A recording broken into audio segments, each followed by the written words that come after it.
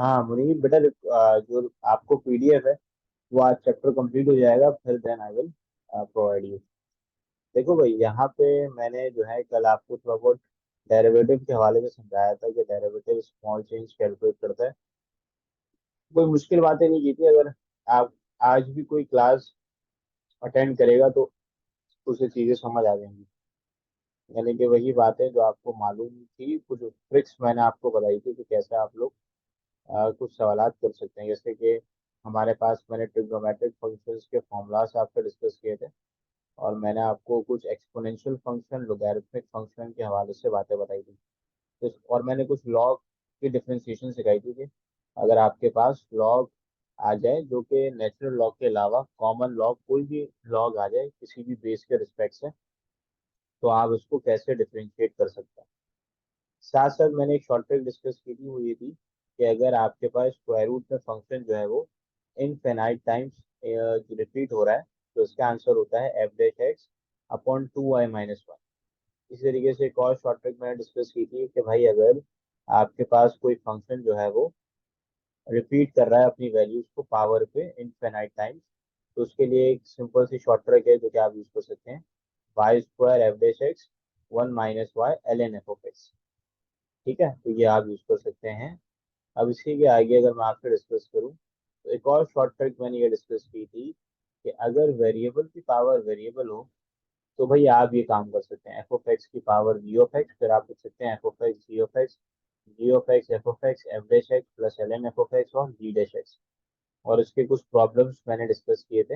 ये सारा काम बेटा कल की क्लास में हमने सीखा था। ठीक है, एक रिव्यू मैंने थोड़ा सा दे दिया आपको, और मैंने कुछ एनिट डेरिवेटिव से रिलेटेड आपसे ट्रिक्स भी डिस्कस की थी कि आप लोग एनिट डेरिवेटिव को कैसे कैलकुलेट कर सकते हैं जल्द अज जल्द। उसमें मैंने ये बताया था कि भाई अगर कोई भी एनिट डेरिवेटिव निकालना हो, तो आप परमुटेशन का यूज कर सकते हैं, एन पी आर एक्स की पावर एन माइनस आर। ये कल मैंने आपसे डिस्कस किया था। अब मैं अगर इसी के आगे बात करूं, हाँ ठीक है नुमैर, उसको हम रिपीट कर देते हैं। देखो मैं यहाँ से दोबारा से समझा देता हूँ कल का जो लास्ट क्वेश्चन था। अब जैसे वो देखो भाई, यहाँ पे अगर लिखा हुआ है y equal to sine x और आपने इसका 100 डेरिवेटिव कैलकुलेट करना है 100।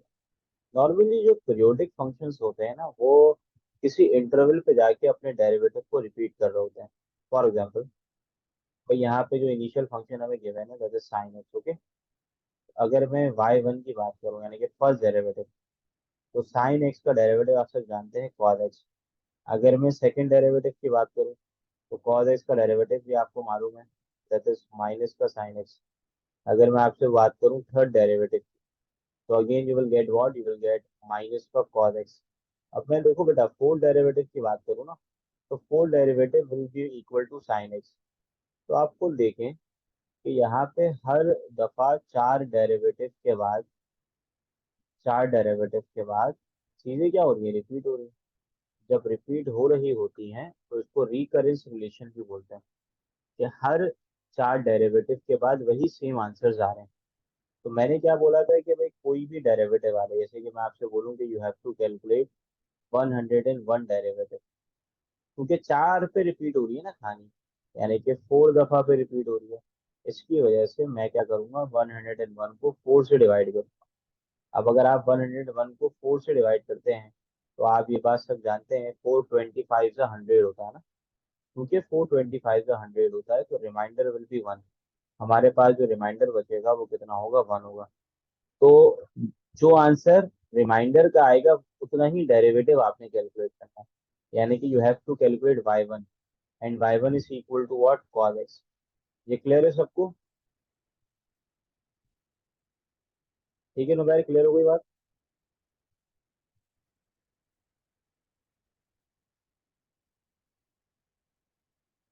अच्छा भाई, अगर क्लियर है तो इसका आंसर बताओ। अब इसको खुद सॉल्व करके मुझे आंसर बताओ। अगर फॉर एग्जाम्पल लिखा हुआ हो y equal to cos of 2x, और मैं आपसे बोलूँ मुझे कैलकुलेट करके बताएं y234, तो क्या आंसर होगा इसका? रजिस्टर और पेन आगे रख लें। देखो रिमाइंडर जो है ना नुमैर, वो 4 का जो मैक्सिमम रिमाइंडर आ सकता है वो 3 है। और मिनिमम रिमाइंडर का मतलब है वो डिविजिबल है 0। 3 से ज्यादा रिमाइंडर नहीं आ सकता। जितना नंबर होता है ना, जितना नंबर, उसका मैक्सिमम रिमाइंडर n-1 होता है। ये बात याद रखना। ठीक है। जैसे कि 5 है तो 5 का मैक्सिमम रिमाइंडर 4 होगा। नंबर 6 है तो उसके मैक्सिमम रिमाइंडर 5 होंगे। ठीक है, क्लियर है। अब मुझे बताओ इसका आंसर क्या होगा। सॉल्व करो, थोड़ा सा रजिस्टर और पेन आगे रखो। साथ साथ आज मैं कुछ वो प्रॉब्लम्स भी कराऊंगा जो कि एनईटी के टेस्ट के अंदर पूछे गए हैं डेरिवेटिव के। इतने डिफिकल्ट नहीं है, लेकिन उसको हम डिस्कस करेंगे जब हम टॉपिक कंप्लीट कर लेंगे। ठीक है मोहम्मद याया, आपका आंसर मैंने नोट कर लिया। और भी तमाम के स्टूडेंट्स बताएं।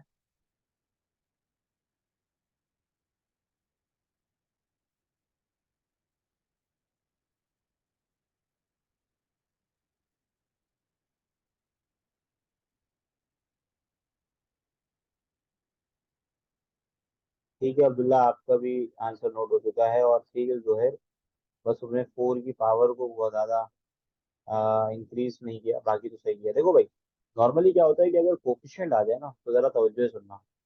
जैसे कि कोफिशिएंट है तो होगा क्या कि आपके पास यहाँ अगर cos 2x लिखा हुआ है, तो अगर आप इसका फर्स्ट डेरिवेटिव निकालेंगे तो आप सब जानते हैं फर्स्ट डेरिवेटिव क्या होगा, -sin 2x की होल पावर 2 की पावर 1।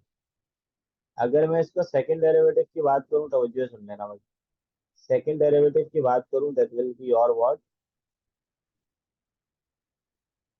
तो आप इसको कह सकते हैं -sin 2x का डेरिवेटिव होगा -cos 2x देन 2 की पावर 2। इसी तरीके से मैं y3 की बात करूं, आपने थोड़ी सी मिस्टेक करी है और काफी लोगों ने सही आंसर दिया, लेकिन काफी लोग जो है वो गलत आंसर दे रहे हैं। एक वजह से गलत कर रहे हूँ, मैं आपको बताता हूँ। यहाँ पे आपके पास -cos 2x का जो डेरिवेटिव होगा, that will become sin 2x की पावर 2 की पावर 2। अब जब दोबारा डेरिवेटिव निकालोगे, जैसे कि देखो ये तो मैं 2 की पावर 3 यहाँ लिख देता हूँ। अब y4 will be equal to what, भाई y4 जो है आपके पास ये बराबर होगा cos 2x 2 की पावर 4। ठीक है, रिपीट हो जाएगा। अब नॉर्मली क्या हो रहा है कि आपके पास, देखो यहाँ पे अगर 1 लिखा हुआ है तो यहाँ पे 2 की पावर 1 है।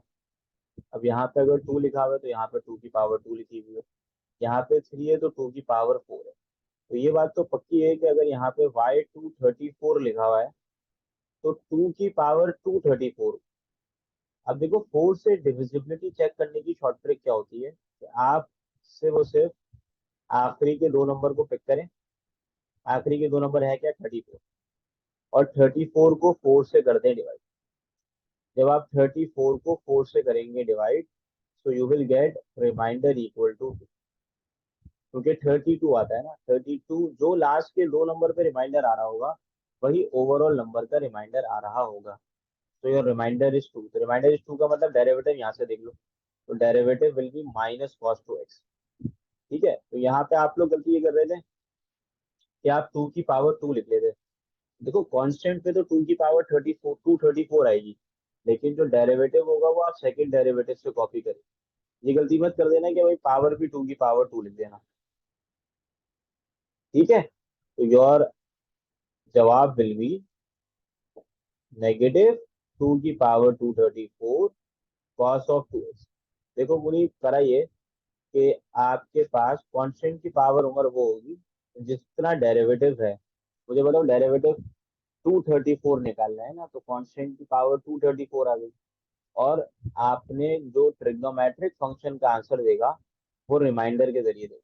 रिमाइंडर 2 आया था, that's why you have to write -cos 2x।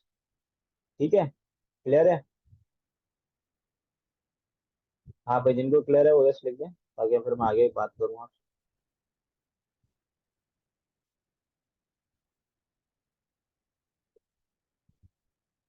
ठीक है, काफी लोग को क्लियर है। अब यहाँ पर हुजैफा कह रहे हैं और कौन कह रहे हैं, मुनीब। बेटा देखो, मुनीब इसके अंदर दोबारा देख लो। मुझे बताओ रिमाइंडर क्या है, मुनीब और हुजैफा, आप दोनों बताएं। बेटा मुइस, पावर 234 इस तरीके से आई, तुम ये देखो ना पैटर्न क्या चल रहा है। फर्स्ट डेरिवेटिव में 2 की पावर क्या आ रही है, चेक करो, बताओ मुझे क्या आ रही है, 1। और टू पे क्या आ रही है, टू की पावर टू आ रही है। अगर थर्ड डेरिवेटिव निकाल लो तो टू की पावर क्या आ रही है, थ्री आ रही है। तो अगर 234 डेरिवेटिव निकालोगे तो टू की पावर क्या बनेगी, जो यहाँ लिखा हुआ है। सही है। और यहाँ पे जो आपने लिखना है, ये आप रिमाइंडर से निकाल लेंगे। रिमाइंडर टू आया है, that's why you have to write down the answer for the remainder two, that is negative cos two x. ठीक है। अब क्लियर है मुइस।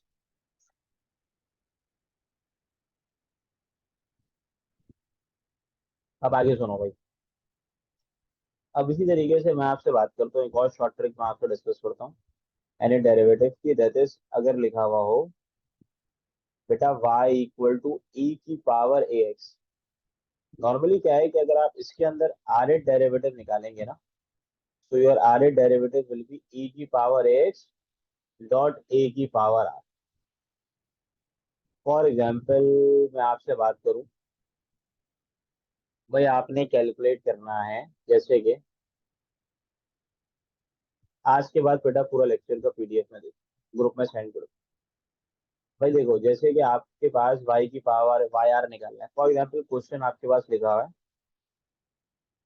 y इक्वल टू e की पावर टू एक्स। सही है। अब आपने कैलकुलेट करना है, बेटा क्वेश्चन तो कराने दो। अब जैसे कि मैं आपसे बोलूं y की पावर 34 कैलकुलेट कर, तो आपने कुछ भी नहीं करना। अकॉर्डिंग टू फॉर्मूला यहाँ पे वाई आर, यानी कि यहाँ क्या लिखोगे, y34। तो your y34 will be e की पावर टू एक्स डॉट, फिर क्या लिखेंगे आगे बताओ, e की power two x dot two की पावर 34। यानी कि जो a लिखा हुआ है वो a यहाँ लिख देंगे और उसकी पावर r लिख देंगे। ठीक है। अब इसका आंसर बताओ आप लोग मुझे। भाई अगर क्वेश्चन लिखा हुआ हो y इक्वल टू e की पावर थ्री एक्स, और मैं आपसे पूछूं y ऑफ 21 किसकी इक्वल, तो मुझे बताओ इसका आंसर क्या होगा।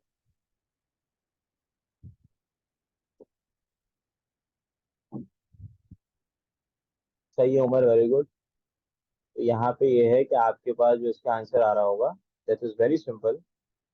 y की पावर 21 विल बी e की पावर थ्री एक्स डॉट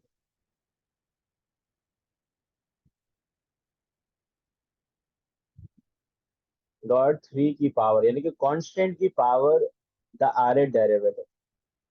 ठीक है। ये बात भी क्लियर है सबको, इनको क्लियर है वो यस लिख दें।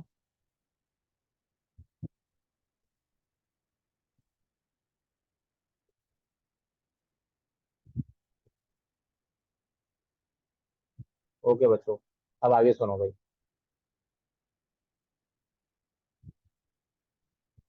भाई अगर मैं आपसे इसी के आगे बात करूं, फॉर एग्जांपल आपके पास एक और मैं शॉर्ट ट्रिक आपको बताता हूँ, वो भी सुनो।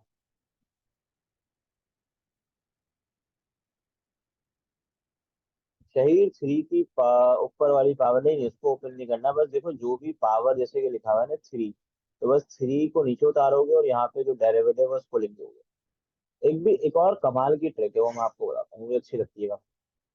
वो नॉर्मली होती है एक्सपोनेंशियल और ट्रिग्नोमेट्रिक फंक्शन के ऊपर। यानी कि दो फंक्शन नॉर्मली आते हैं, एक्सपोनेंशियल ट्रिग्नोमेट्रिक फंक्शन। अब मैं अगर आपसे बोलूं y की पावर e की power two x dot sine x, इसका निकाल लो थर्ड डेरिवेटिव। तो कैसे निकालोगे थर्ड डेरिवेटिव बताओ। ये चलो, देखो इसका थर्ड डेरिवेटिव आप कैसे करेंगे कैलकुलेट। या तो आप तीन दफा प्रोडक्ट रूल लगाएंगे, ऐसे ही है।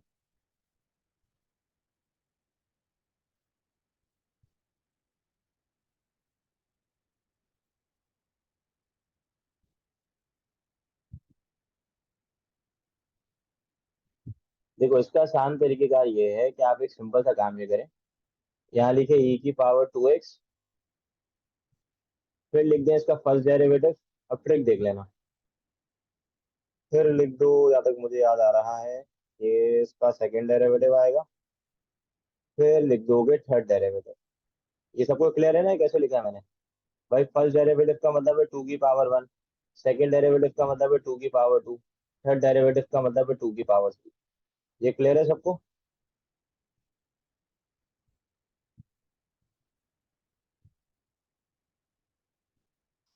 अब आगे सुनो। अब यहाँ साइन एक्स लिखा हुआ है तो यहाँ साइन एक्स लिख दो, रिवर्स लिखोगे।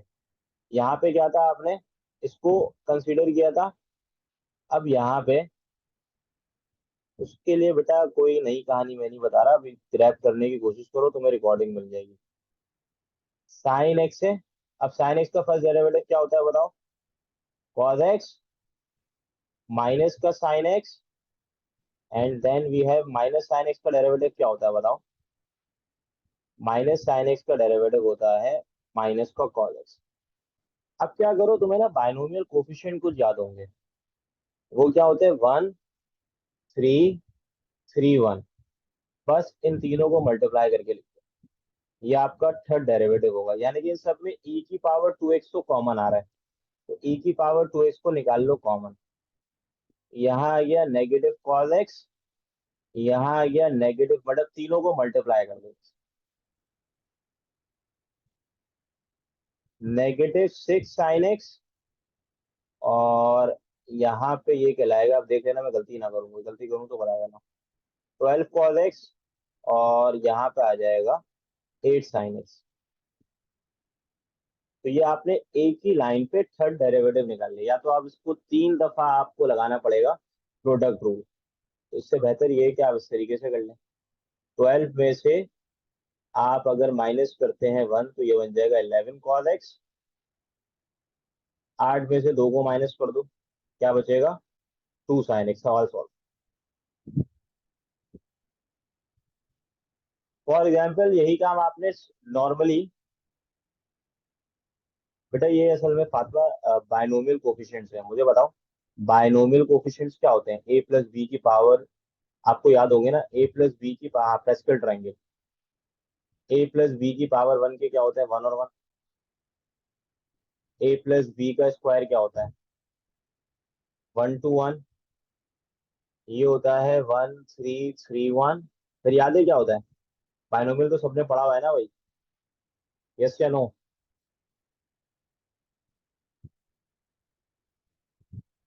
तो बायनोमियल में आपको पैस्कल ट्रायंगल बताया गया होगा ना। बेटा पैस्कल ट्रायंगल में या तो तुम ए प्लस बी के होल क्यूब का फॉर्मूला याद कर लो। वो क्या होता है बताओ? a³ + 3a² + 3ab² + b³। तो उससे जो आपको बायनोमियल कोफिशिएंट्स मिलेंगे वो होंगे 1, 3, 3, 1। अगर थर्ड डेरिवेटिव बोल रहा है तो आपके पास, अच्छा अपने डेरिवेटिव कितने लेने ये भी जरूरी है भैया, आपने 3 ही डेरिवेटिव लेने, ये y, y1, y2, y3।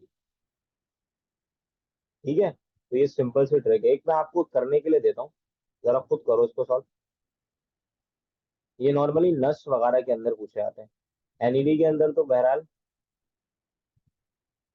4 पे भी आ सकता है, लेकिन 4 पे फिर बायनोमियल कोफिशिएंट न्यूमेर क्या रखोगे?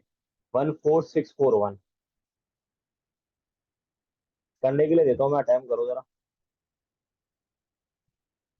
ये सारे के सारे करें और मुझे आंसर बताएं क्या है।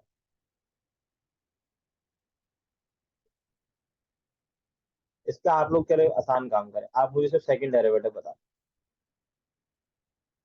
ये लिखे हुए न्यूमेर 1, 4, 6, 4, 1। जल्दी से करो और बताओ क्या आएगा आंसर।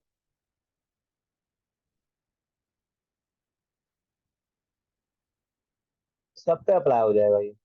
यानी कि दो फंक्शन प्रोडक्ट में अगर लिखे हुए हो नॉर्मली, जो सवाल इसका बनता है ना वो एक्सपोनेंशियल ट्रिग्नोमेट्रिक का बनता है।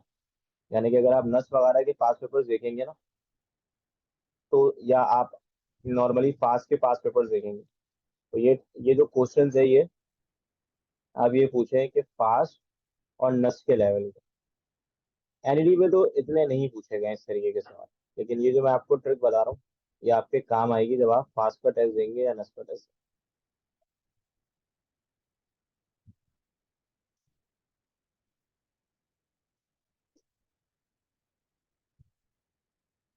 हाँ, इसकी ट्रिक दूसरी नहीं है बेटा, इसको आपने फिर पूरा का पूरा सॉल्व करना है, इसके लिए आपको बहुत टाइम लग जाएगा।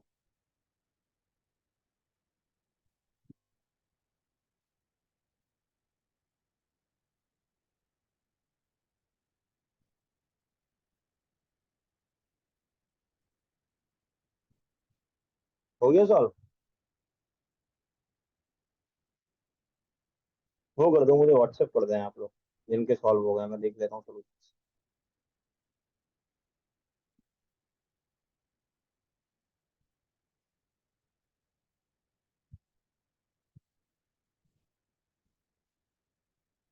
ठीक है, एक आंसर आ भी गया। मयर कामरान, वैसे ज्यादा लंबा आंसर नहीं है, आप लिख सकते हैं इसको तो।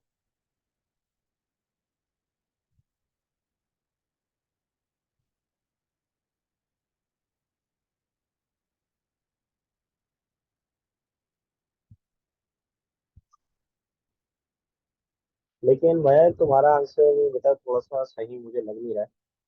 भाई देखो, अब ये बात तो सबको पता है ना, e की पावर 3x, इसका डेरिवेटिव लोगे, फर्स्ट डेरिवेटिव, ठीक है सही है, फिर लोगे सेकंड डेरिवेटिव।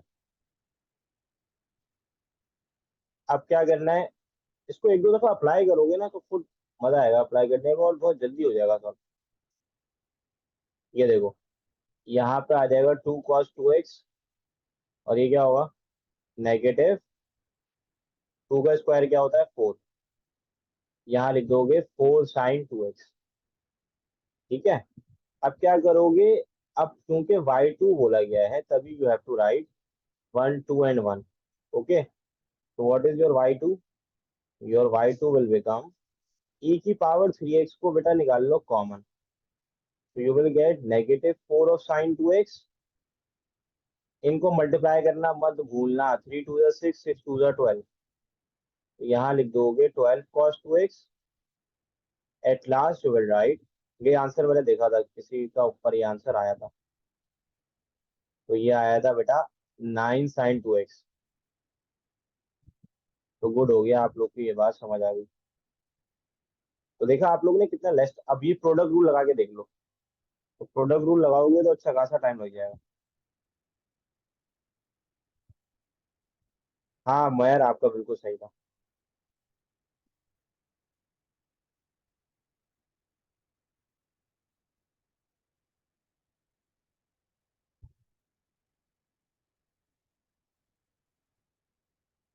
ठीक है, तो ये बात भी समझ आ गई सबके।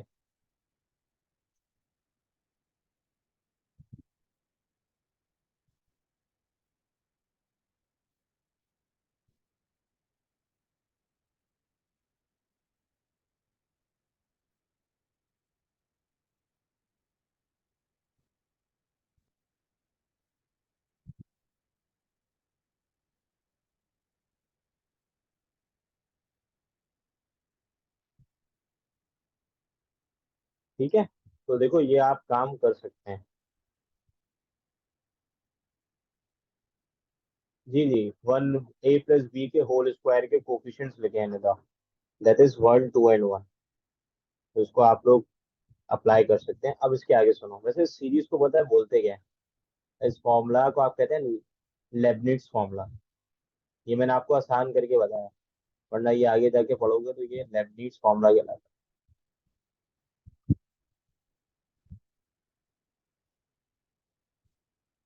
नॉर्मली ये है कि हमारे पास जब भी nth डेरिवेटिव निकालना होता है ना, तो यही फॉर्मूला यूज किया जाता है आगे लेवल के अंदर। वो आपको ये नहीं बताते कि बार बार आप प्रोडक्ट रूल लगाते रहे।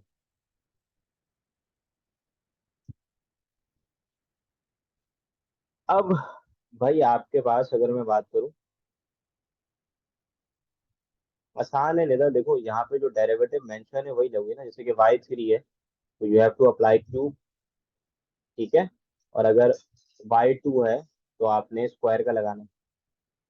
ठीक है, क्लियर है? हमें कोई परेशानी तो नहीं है किसी को? ठीक है, आगे बढ़े। देखो भाई, अब फॉर एग्जाम्पल मैं एक और मजे का फंक्शन आपको डिस्कस करूँ, that is said to be modulus function.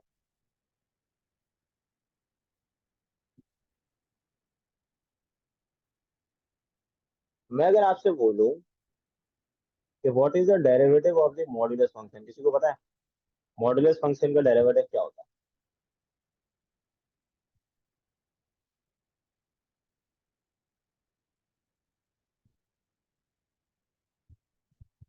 नहीं नहीं उमर, ऐसा नहीं है। देखो मॉडुलस फंक्शन का डेरिवेशन मैं आपको बताता हूँ। मॉडुलस एक्स को रिमूव करते हैं तब भी आंसर क्या आता है? प्लस माइनस नेगेटिव आता है, प्लस माइनस एक्स आता है। ऐसा ही है। और अगर मैं यहाँ लिखता हूँ एक्स स्क्वायर, तब भी प्लस माइनस एक्स ही आता है। दोनों पे एग्री कर रहा हूँ ना, सेम आंसर आता है। स्क्वायर से रूट कैंसिल करें या फिर मॉड्यूलस को रिमूव करें तो प्लस माइनस आंसर आता है। तो मैं क्या मॉड्यूलस की जगह,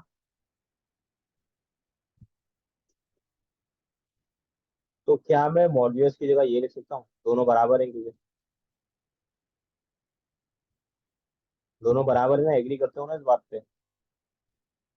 तो जब आप ये लिखेंगे तो मुझे बताएं, कल मैंने एक शॉर्ट ट्रिक बताई थी आपको। D over d x, f of x, root of f of x बराबर होता है किसके बताओ? 1/2 एफ ऑफ एक्स, और न्यूमेरेटर में एफ ऑफ एक्स का डेरिवेटिव लिख देंगे। ये कल मैंने आपको सिखाई थी बात। तो d Y D x will become 1/2 of your whole function, and then you have to write down the derivative of the x square. So what is the derivative of the x square? That is 2x. 2 से 2 हो जाएगा cancel. तो dy dx of your modulus function of x will be x upon modulus of x,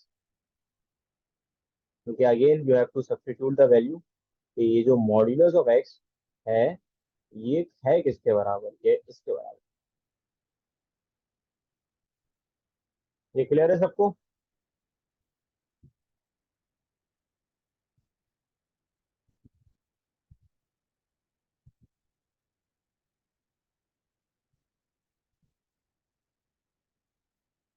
अच्छा भाई, अगर ये clear है, हाँ पीडीएफ सेंड करूंगा। पीडीएफ की टेंशन ले लो, अभी इस बात की टेंशन लो कि समझ आ रहा है या नहीं आ रहा। वो मैं सेंड कर दूंगा, उस बात की टेंशन नहीं है आपको। y इक्वल टू, अब मुझे इसका आंसर बताओ, मॉड्यूलस ऑफ साइन एक्स का। अच्छा नुमैर और ईशा, आप लोग देख लेते कि बहुत सिंपल है। मॉड्यूलस ऑफ एक्स को आपने रिप्लेस कर दिया, क्योंकि हमें मॉड्यूलस का फॉर्मूला पता नहीं है, तभी हम इसको रिप्लेस कर देते हैं एक्स स्क्वायर स्क्वायर रूट दोनों ही बराबर हो। क्योंकि मॉड्यूलस को रिमूव करते हैं तो प्लस माइनस एक्स आंसर आता है। स्क्वायर में से स्क्वायर रूट को रिमूव करते हैं तब भी प्लस माइनस आंसर आता है। तो आपने 1/2 के साथ पूरे फंक्शन को ऐसे लिख देना है, फिर रूट के अंदर देखना है क्या है। एक्स स्क्वायर है, एक्स स्क्वायर का डेरिवेटिव 2x होता है। मैंने यहाँ ये ट्रिक बताई थी आपको। ठीक है। ठीक है, आंसर आ रहे हैं बेटा। ओके अब्दुल्ला, गुड हो गया। और भी बताएं। उजैर, आपने मेरे का तो उजैर का आंसर सही नहीं है। मयर, आपका सही आंसर बिल्कुल।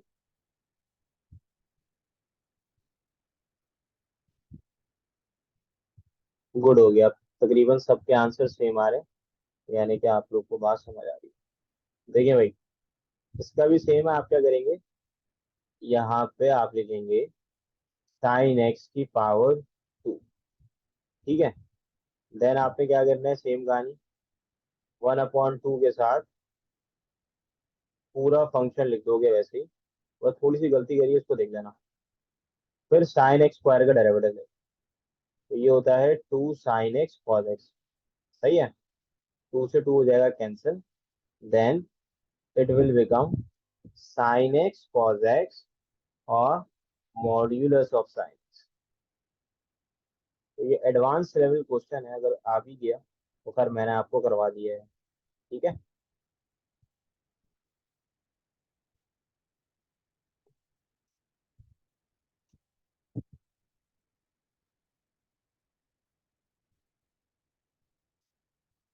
नहीं बेटा, कैंसिल नहीं होगा। मॉड्यूलस और साइन एक्स पे कंडीशन लगेगी। जब तक कि मैं बाउंड्री कंडीशंस नहीं लगाऊंगा तब तक के मैं इसको कैंसिल नहीं कर सकता, क्योंकि it can be positive sine x and it can be negative sine x, depending upon the condition, फिर कैंसिल कर सकता है। अभी हम जनरल आंसर करेंगे, तभी we have to write out modulus of sine x. हाँ ये कर सकते हो वहां तुम। ठीक है, ये सही है। अब इसके आगे सुनो, एक और मैं आपसे शॉर्ट पे डिस्कस करता हूँ।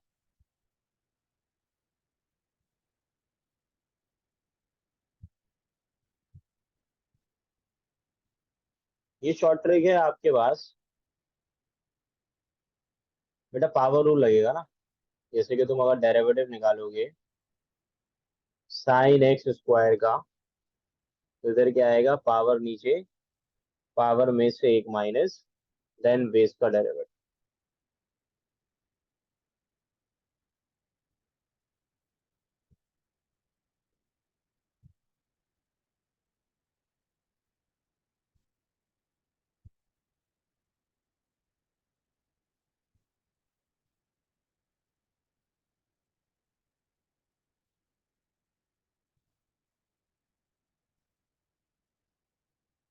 अच्छा बेटा एक मिनट दीजिएगा मुझे।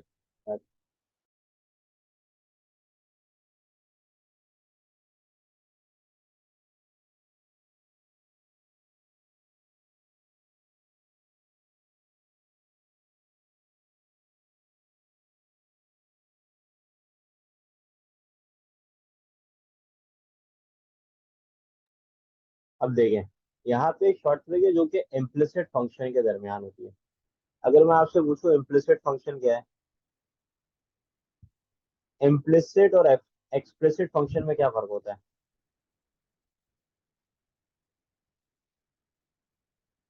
भाई देखो, अगर मैं फॉर एग्जांपल कुछ इक्वेशंस लिख लूं, ये इक्वेशन है, ठीक है, आते सही बताया आपने। अब देखो यहाँ पे नॉर्मली क्या है कि आपके पास सिंपल सी बात है, इम्प्लिसिट फंक्शन में आप ये कहेंगे y is not a subject of x, यानी कि y can not be separated. जबकि एक्सप्लिसिट फॉर एग्जांपल ये लिखा हुआ x cube y plus x square y plus 2xy equal to 0, this is said to be implicit function, क्योंकि यहाँ पे separated नहीं है ना। एक्सप्लिसिट फंक्शन नॉर्मली क्या होता है,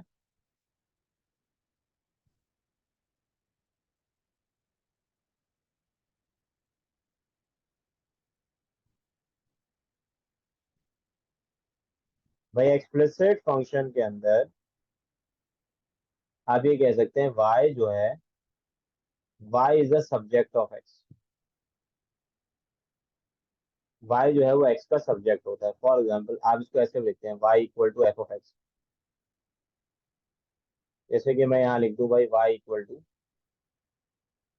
x cube plus 5x square plus 2x, this is said to be explicit function. एक ट्रिक होती है, अगर आपके पास function, if function is implicit, normally X और वाई को अगर वो डील कर रहा है, इफ फंक्शन इज इम्प्लिसिट, तो आपके पास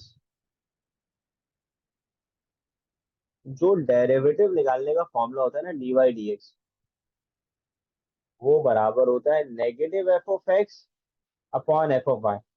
नेगेटिव एफ ऑफ एक्स, यहाँ पे ये जो एफ ऑफ एक्स है इसकी मीनिंग क्या है, किसी को पता है?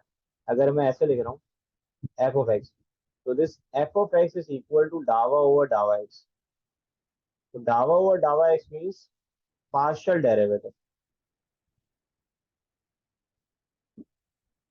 ठीक है। डावा ओवर डावा एक्स मीन्स पार्शियल डेरिवेटिव। तो फॉर एग्जांपल क्वेश्चन आ गया आपके पास कि you have to differentiate find d Y D x, x cube plus 3x² y plus x y is equal to 0।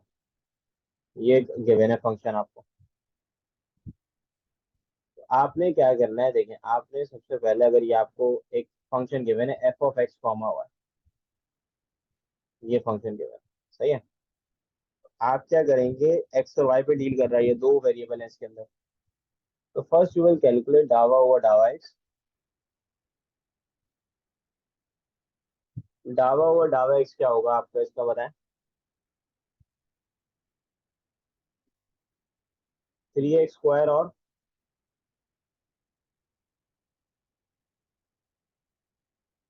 6xy और प्लस वाई। इसी तरीके से अगर मैं डावा ओवर डावा y of the given function की बात करूँ, ये तो जीरो हो जाएगा। इन दोनों पे वाई है तो ये दोनों वन वन हो जाएंगे। तो ये आ जाएगा 3x² प्लस एक्स।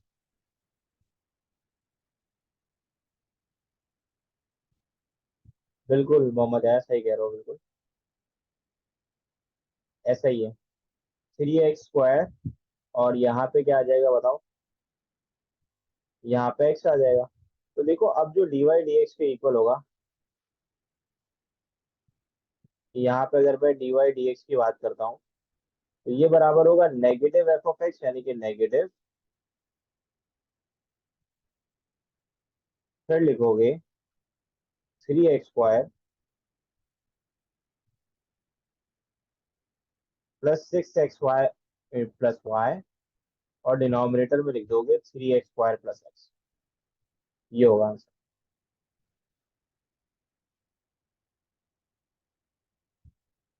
नहीं नहीं, अगर देखो किसी भी सवाल पे आपके पास फॉर एग्जांपल एक्स और वाई साथ साथ है, तो आप उसमें से ये कहेंगे कि इम्प्लिसिट फंक्शन। सिंपल। आप खुद से जबरदस्ती से अलग ना करें। वो कभी कभार ऐसा होता है कि साइन के अंदर एक्स और वाई लिखा हुआ है, तो आप डेफिनेशन ये कहती है कि भाई वाई सेपरेटेड नहीं हो सकता। लेकिन अगर एक साथ एक्स और वाई लिखे हुए हैं, तो आप कुछ अपनी मर्जी ना करें, बस आप बोलते हैं ये इम्प्लिसिट फंक्शन है, क्योंकि साथ साथ एक्स और वाई लिखा हुआ है।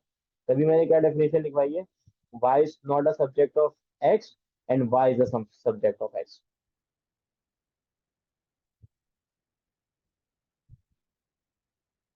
क्या होगा भाई? 6x+1 नहीं होगा, चेक कर लेते हैं। हाँ 6x होगा। 6x क्यों होगा? बेटा ये तो डावा वाई कैलकुलेट कर रहा हूँ, तो ये दोनों तो वन हो जाएगा। यहाँ से 3x² बच गया, और यहाँ पे एक्स बच गया। ठीक है।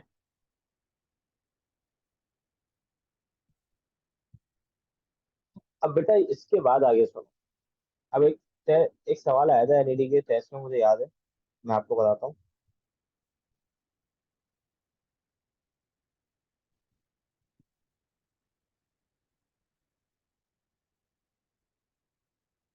2021 को आया था, 2021।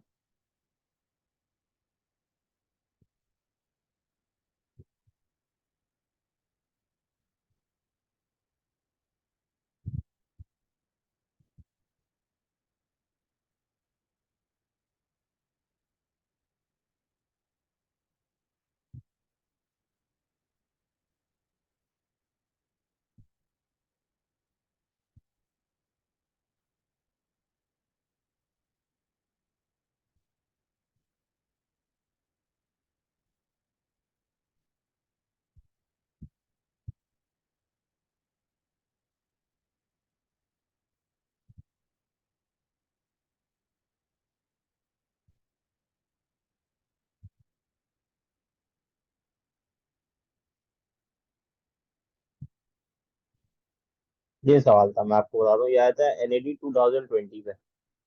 सवाल ये था बेटा, इसी ट्रिक से सॉल्व हो जाएगा।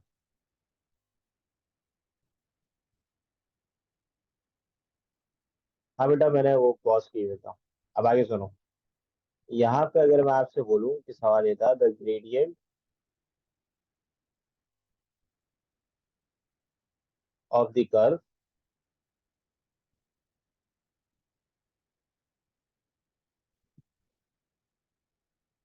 x³ plus y³ plus 3x। बिल्कुल बिल्कुल। -6y+9 इक्वल टू 0, और फिर लिखा हुआ था एट पॉइंट 1, 2। तो ऑप्शन गिवन थे आपको, A 0, B -1, C 4 और D 2। आपने क्या करना था? आपने एक सिंपल सा कार्य करना था, क्योंकि ये था इम्प्लिसिट फंक्शन। तो आप क्या करते हैं सबसे पहले? डावा ओवर डावा एक्स निकाल लेते हैं। तो इस फंक्शन का अगर मैं डाउ और डाउ एक्स निकालूं तो क्या आएगा बताएं। 3x स्क्वायर, वाई का डेरिवेटिव 0, 3। और अगर मैं आपसे बोलूं कि you have to calculate the with respect to y, then it will become what, 3y square minus का 6। ऐसा ही है, देख लो एक दफा सारे के सारे। अब dy dx नॉर्मली जो है आपने को पता होगा ये चीज स्लोप ऑफ टेंजेंट की इक्वल होती है। सही है, बिल्कुल अब्दुल्ला सही आंसर निकाला। dy dx से यानी कि आपने देखो dy dx तो आपके पास आ गया, 3x स्क्वायर + 3 नेगेटिव। फॉर्मूले के अकॉर्डिंग फॉर्मूला क्या था कि dy dx = negative f(x) upon f(y), यानी कि partial derivative with respect to x ऊपर और with respect to y denominator. अब क्या करोगे, -3x स्क्वायर, तो x की जगह लिखोगे 1 + 3, और यहाँ पे y की जगह लिखोगे 2 - 6। तो ये तो -6 हो जाएगा, 2 का स्क्वायर 4, 3 जा 12, तो देखो -1 आ गया आंसर। तो ये आप डायरेक्ट इस तरीके से सॉल्व कर सकते हैं। तो नॉर्मली ये ट्रिक जो है ना ये आती है gradient of the curve calculator, इधर काम आती है।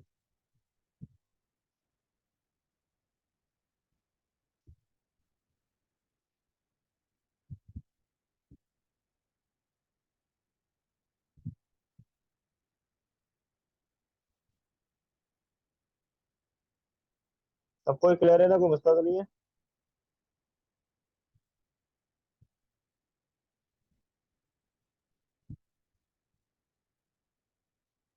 ठीक है,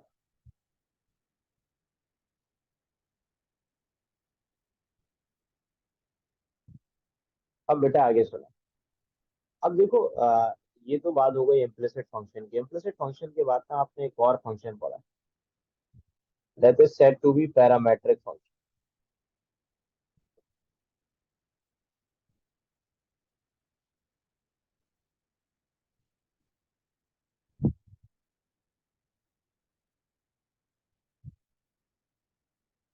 अब मैं आपसे पूछूं what do you mean by parametric function, parametric function क्या होता है? मालूम है आपको कि पैरामेट्रिक फंक्शन क्या होता है? देखिए मैं आपको बताता हूँ,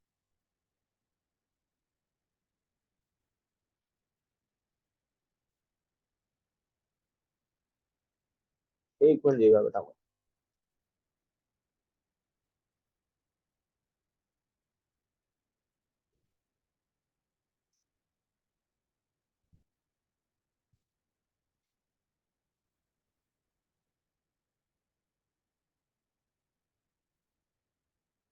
देखो नॉर्मली क्या है पैरामेट्रिक फंक्शन की, अगर मैं आपसे बात करूं एक वेरिएबल एक से ज्यादा पे डिपेंड कर रहा हूँ। भाई फॉर एग्जांपल अगर मैं आपसे बोलूं कि x is a function of t,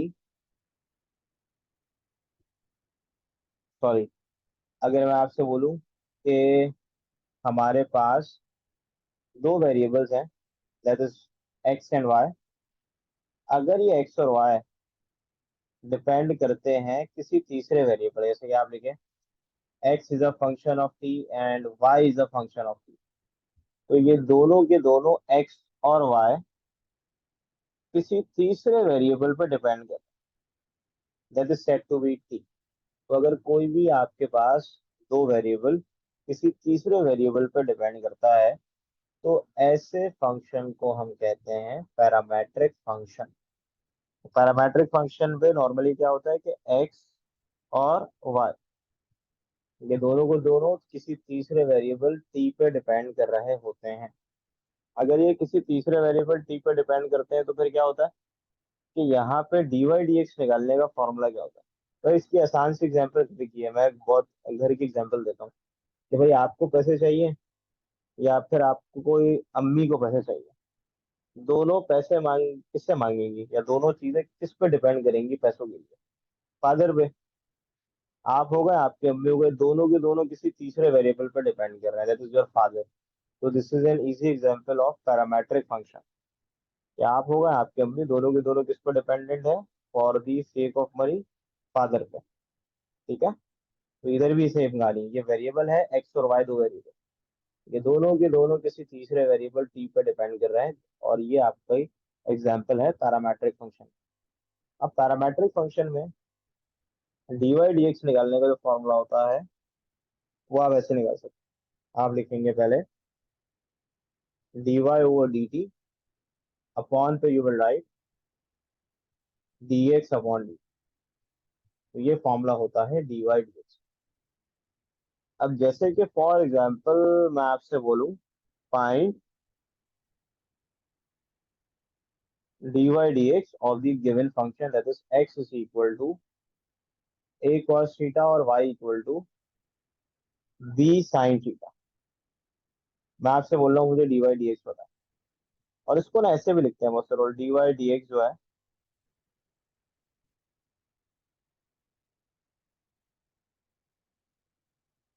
तो dy dx जो है ये बराबर किसके है, dy dt into D T over dx। तो ये जो है ये आपके पास किसका फॉर्मूला है, ये क्या कहलाता है, ये चेन रूल कहलाती है नॉर्मली।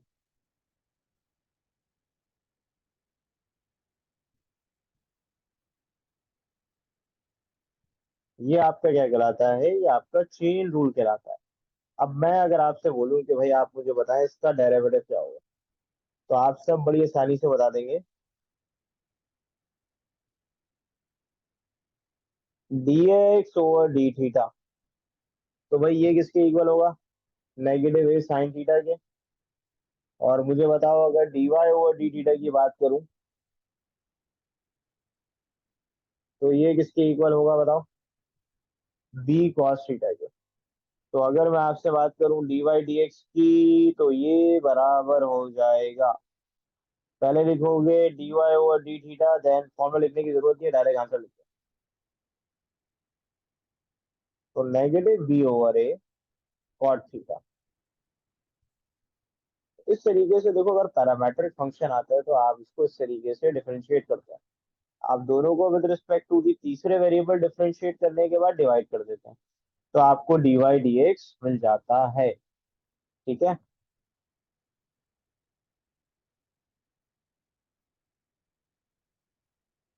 सेकंड ऑर्डर में कुछ नहीं करना, देखो सेकंड ऑर्डर के लिए क्या करना है, अगर सेकंड ऑर्डर के लिए निकालना है ना इसके अंदर, तो फिर क्या करो, आप कंसीडर कर लो let Z is equal to D Y D x.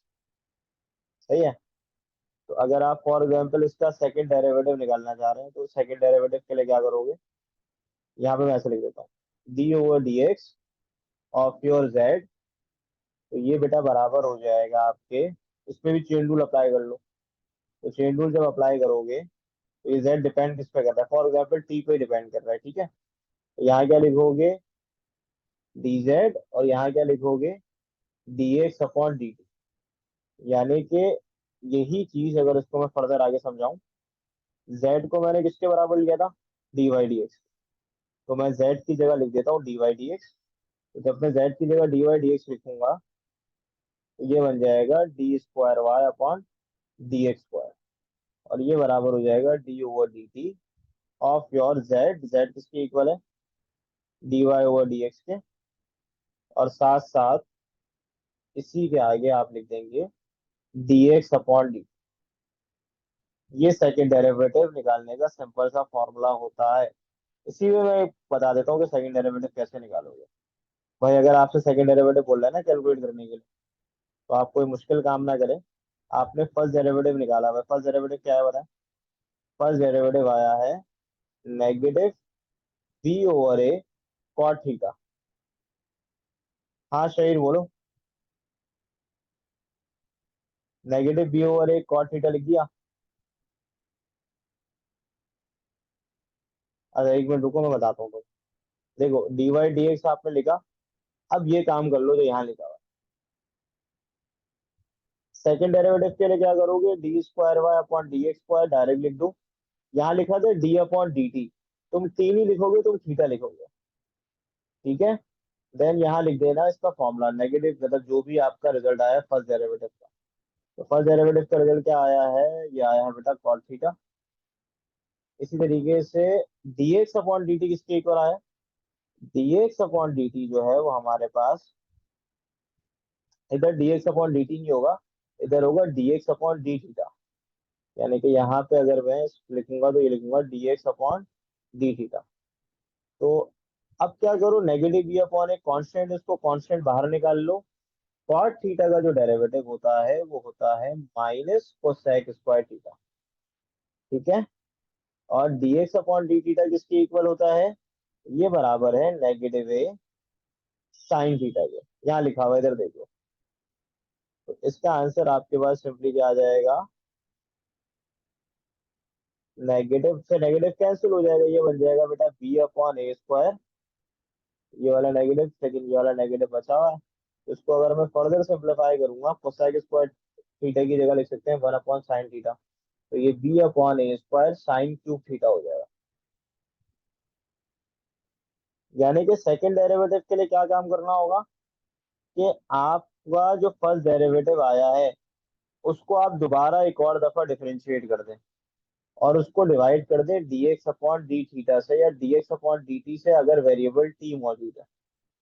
तो ये आप सेकंड डेरिवेटिव निकाल सकते हैं। वैसे सेकंड डेरिवेटिव निकालना बहुत मतलब एनईटी के टेस्ट के अंदर मुश्किल है, क्या है, क्योंकि बड़ी लेंदी प्रोसीजर हो जाएगा।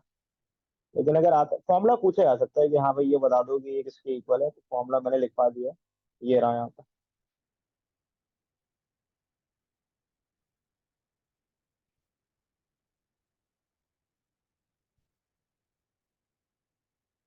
हाँ, अब भाई आगे सुने। ये आपकी बुक में भी लिखा हुआ है, आपकी बुक में आप पढ़िएगा, आपको ये चैप्टर नंबर 4 के अंदर दिखेगा।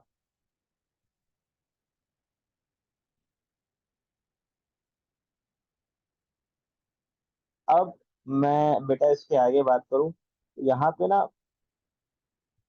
कुछ इनवर्स फंक्शन के डेरिवेटिव आपको याद होने चाहिए।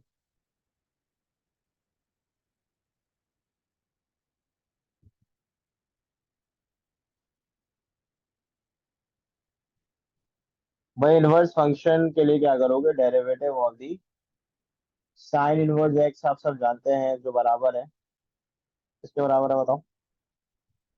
डेरिवेटिव की अगर मैं बात करूं साइन इनवर्स एक्स की, तो अगर आप इसका डेरिवेटिव निकालोगे तो ये बराबर होगा one upon one minus x square. Derivative of अगर मैं बात करूं कॉज इनवर्स एक्स की, तो ये भी आप जानते हैं negative one over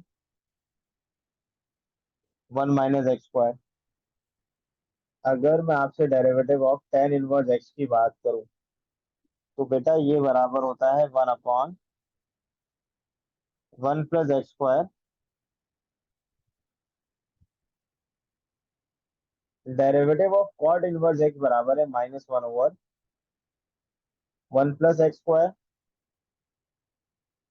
derivative of sec inverse X बराबर है one over X upon X square minus one. और derivative of cosec inverse X जो है, ये इक्वल किसके होता है बताओ। यहाँ पे बस माइनस साइन आ जाता है। अच्छा, एक दफा सवाल आया, बड़ा अच्छा सवाल करा उन्होंने। सवाल ये कर लिया क्वेश्चन, कि y इक्वल टू, लिखा हुआ है साइन इनवर्स कॉज एक्स, और आपसे पूछ रहे हैं y डैश बताएं फर्स्ट डेरिवेटिव। तो कैसे बताएंगे आप लोग, पता है। उसके लिए देखो करना पता है क्या था, कुछ भी नहीं करना था। यहाँ पे लिखा हुआ है साइन इनवर्स, इस कॉस को साइन पे कन्वर्ट कर लो। साइन पे कन्वर्ट करने के लिए आपको यहाँ पे एक्स अपॉन वन लिखा हुआ है, तो ये बेस है और ये क्या है, हाइपोटेन्यूस है। यहाँ से आप परपेंडिकुलर निकाल लो। अच्छा, मैं आपकी एक हेल्प कर दूंगा, मैंने पूरी बुक के सॉल्यूशन बनाए हुए हैं डेरिवेटिव और एप्लीकेशन ऑफ ट्रिग्नोमेट्री और इंटीग्रेशन के, वो मैं आपको दे दूंगा। यानी कि बुक आपकी जो है ना ईटेट की, जिसमें मेरे ख्याल से ऑलमोस्ट 100 MCQ है, तो वो मैं आपको प्रोवाइड कर दूंगा। उससे देख के ना आप MCQ सॉल्व कर लीजिएगा, उसमें कोई क्यूरी होगी तो मुझसे पूछ लीजिएगा। ये मैं कर दूंगा आपको प्रोवाइड, ग्रुप में प्रोवाइड कर दूंगा, ठीक है। तो perpendicular is root of one minus x square, तो ये हो जाएगा root of one minus x square, और डेरिवेटिव आ जाएगा वन, मतलब हाइपोटेन्यूस वन, साइन ईटा क्या होता है, परपेंडिकुलर अपॉन हाइपोटेन्यूज, तो ये साइन इनवर्स से साइन कैंसिल हो जाएगा। तो फंक्शन से बच जाएगा वाई इक्वल टू 1 - x²। तो अगर आप इसका वाई डैश कैलकुलेट करेंगे तो ये बराबर हो जाएगा 1/2 of the square root of 1 - x²। फिर आप -x² का डेरिवेटिव निकालेंगे, 2 से 2 हो जाएगा कैंसिल। तो इसका आंसर आ जाएगा -x upon square root of 1 - x²। अब बहुत से बच्चे पता नहीं इसके अंदर क्या करने बैठ गए थे, तो सर ये हमने तो सवाल ही अजीबो गरीब आ गया, करना कुछ भी नहीं था कि आपने, क्योंकि जो दो ट्रिग्नोमेट्रिक फंक्शन मल्टीप्लाई कर रहे हैं, एक साइन इनवर्स है एक कॉस है, तो आप कॉस को साइन पे कन्वर्ट कर लें। एक और भी बड़ा आसान सा सवाल आया था, y इक्वल टू लिखा हुआ था साइन इनवर्स साइन एक्स। अब ये भी कोई सवाल है, यानी कि आप बच्चों को थोड़ी सी नॉलेज होनी चाहिए कि साइन इनवर्स से साइन जो है वो कैंसिल हो जाएगा। ठीक है, तो जब कैंसिल होगा तो ये y इक्वल टू एक्स आएगा, तो इसका फर्स्ट डेरिवेटिव क्या होगा, 1 आएगा।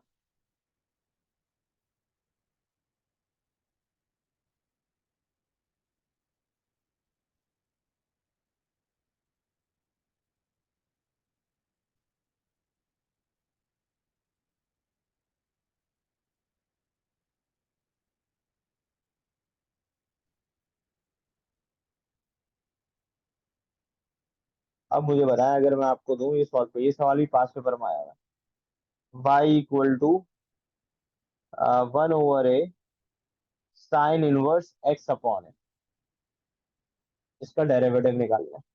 तो इसका डेरिवेटिव निकालना अगेन कोई मुश्किल बात नहीं है भाई, इसका आंसर आप निकाल सकते हैं। फॉर्मूला अप्लाई करोगे ईशा, बहुत सवाल ना लेंदी हो जाएगा, अप्लाई करके देखो और जवाब भी नहीं आएगा।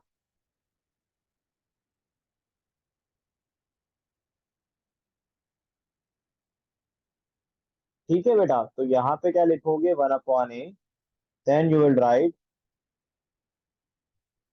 1/1 - x², और फिर लिखोगे एंगल का डेरिवेटिव।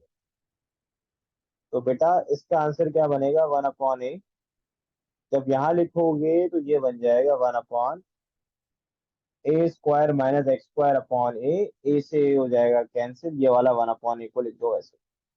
तो आपका आंसर बन जाएगा 1/a times the square root of a² - x²।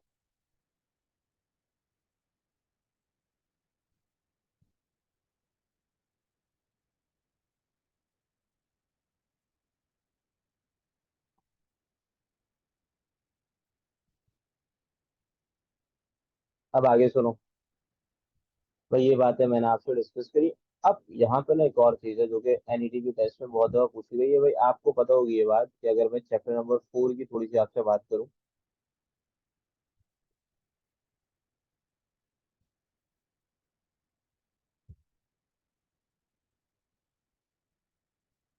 Last question बेटा, फॉर्मूला अप्लाई किया है बस, साइन इनवर्स एक्स का फॉर्मूला यहाँ लिखा है ना मैंने, ये होता है 1/1 - x²। एक्स की जगह मैंने लिख दिया एक्स अपॉन ए का होल स्क्वायर। तुम देख सकते हो यहाँ पे मैंने एक्स की जगह क्या लिख दिया, एक्स अपॉन ए का होल स्क्वायर, और फिर एंगल का डेरिवेटिव अपने रिजल्ट से मल्टीप्लाई करेगा।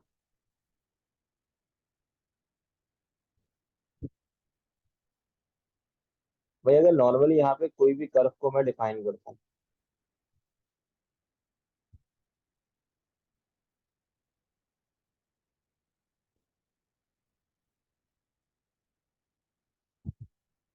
आपके पास फॉर एग्जांपल कोई भी यहाँ पे पॉइंट है मौजूद,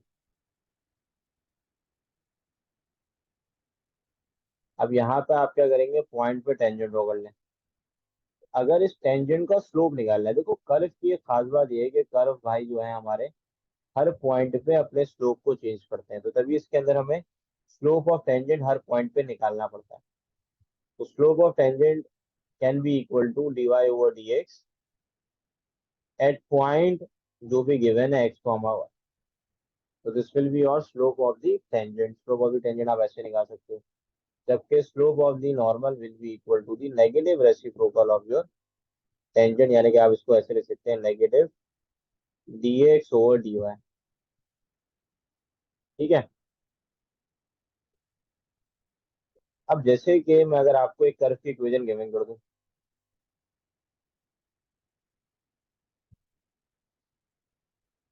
कर्व की इक्वेशन के अंदर क्या होता है कि आपके पास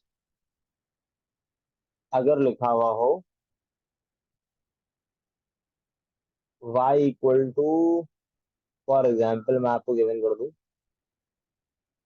x square plus y square is equal to 25।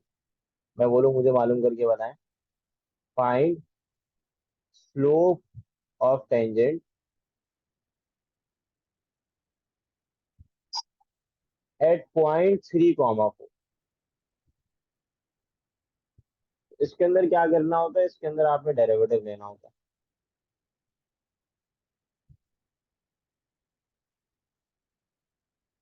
ठीक है अब्दुल्ला, वेरी गुड। तो मैं डायरेक्ट यानी कि डेरिवेटिव याद था इसका कि माइनस एक्स अपॉन वाई होता है।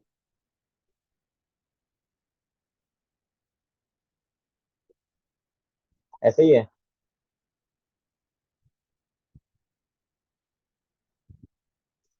वही याद रखना, सर्कल की इक्वेशन का जो डेरिवेटिव होता है वो नेगेटिव एक्स अपॉन वाई होता है।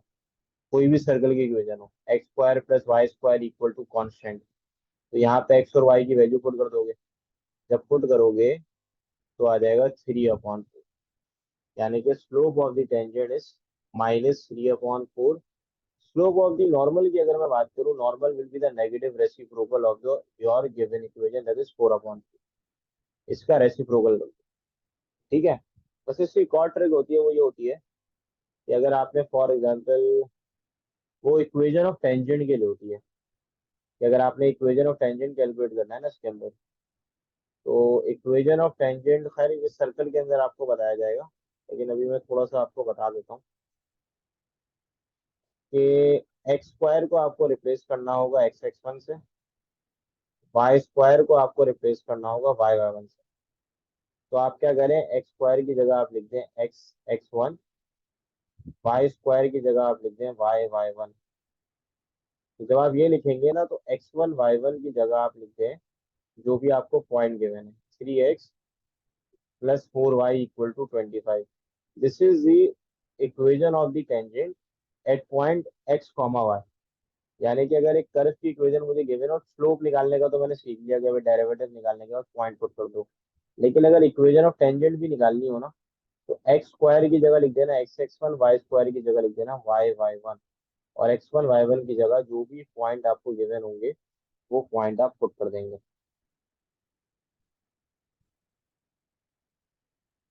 अब एक और सवाल बहुत आया नीट रेजोल्यूशन 2021-22-23 के एमसीक्यू की वीडियोस बेटा मैंने आपको प्रोवाइड की है, वो आप देखिएगा। तो उसके अंदर ना काफी सवालात आए हैं। वो इस तरीके के हैं कि आपके पास डिस्प्लेसमेंट की इक्वेशन गिवन है एफ ऑफ टी। आपको ये बात पता होगी कि डीएस अपॉन डी टी किसकी इक्वल होता है, वेलोसिटी के। इसी तरीके से मैं अगर आपसे पूछूं कि डीवी अपॉन डी टी या double derivative of the displacement, ये किसकी इक्वल होता है बताओ। ये एक्सेलरेशन की इक्वल होता है। एक्सेलरेशन का चेंज किसके इक्वल होता है मालूम है? What is the change of the acceleration? ये सर जर्क। ठीक है। अब सुनो, अगर सवाल एनईडी के टेस्ट में कैसा आया वो इस तरीके से आया है कि आपके पास अगर गिवन हो, इफ डिस्प्लेसमेंट की इक्वेशन आपको दो डिस्प्लेसमेंट की इक्वेशन में गिवन कर देता,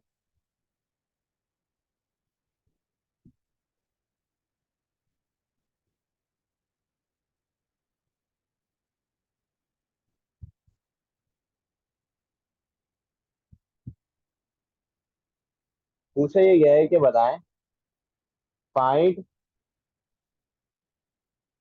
चेंज इन एक्सेलरेशन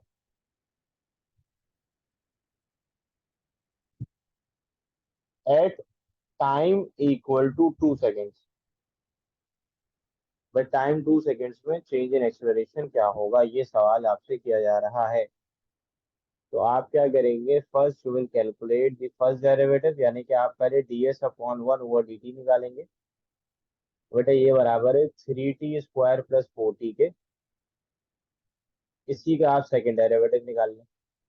तो जब आप इसी पार्टिकल का सेकेंड डेरिवेटिव निकालेंगे तो ये सेकंड डेरिवेटिव आपके पास क्या आ जाएगा,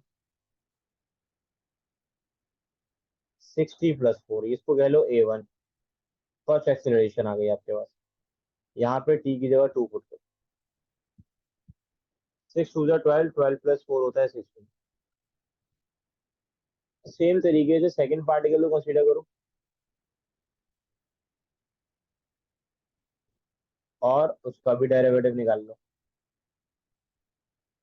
तो ये हो जाएगा 2 × 3 = 6, यहाँ आ जाएगा 6t² + 0। देन इसका सेकंड डेरिवेटिव निकाल लो। सेकंड डेरिवेटिव एक्सेलरेशन की इक्वल होगा 12t। तो 12 × t यानी कि 12 2 क्या होता है बताओ, 24। ये आपका A2 हो गया। अब आपने चेंज निकालना है। तो your change will become A2 - A1। अब A2 - A1 का क्या मतलब है, 24 - 16 विच इज इक्वल टू 8। ठीक है। नहीं नहीं, T = 4 का मतलब ये नहीं है कि आपने टाइम तो टू एक्सलरेशन निकालने के लिए आपको सेकंड डेरिवेटिव चाहिए, क्योंकि डिस्प्लेसमेंट का जो सेकंड डेरिवेटिव होता है वो एक्सलरेशन होता है। तभी मैंने सेकंड डेरिवेटिव निकाला, दोनों का वैल्यू पुट कर दी और दोनों का डिफरेंस ले लिया। ठीक है बच्चों, यहाँ तक क्लियर है सबको। अब क्या करो, अपनी बुक ओपन करो, उसमें जाओ एप्लीकेशन ऑफ डेरिवेटिव में। एप्लीकेशन ऑफ डेरिवेटिव का सॉल्व करो, क्वेश्चन 21, 22, 23। देखो उसमें एक सवाल लिखा हुआ होगा, the amount of water gallon in a tank.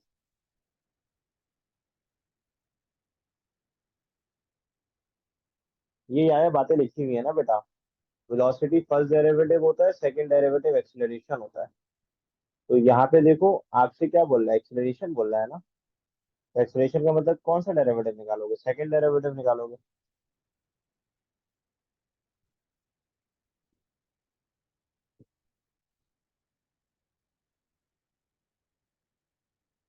क्या करो भाई, अब मुझे वो बुक में ना एक एप्लीकेशन ऑफ डेरिवेटिव की 21 से बेटा 25 तक एमसीक्यूज की पिक सेंड करो, क्योंकि वो एमसीक्यू जो है, एक 2021 पे आया था, एक आया था 2022 पे।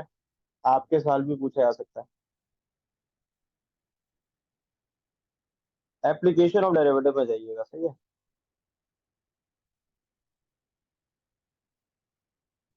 बुक रखते ही कट के आएगा और मुझे जल्दी से सेंड कर दें।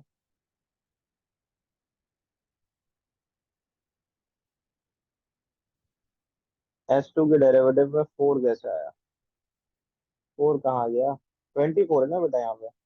ये देखो ना, 2t³ + 6। इसका फर्स्ट डेरिवेटिव 60² होगा, सेकंड डेरिवेटिव 12t होगा।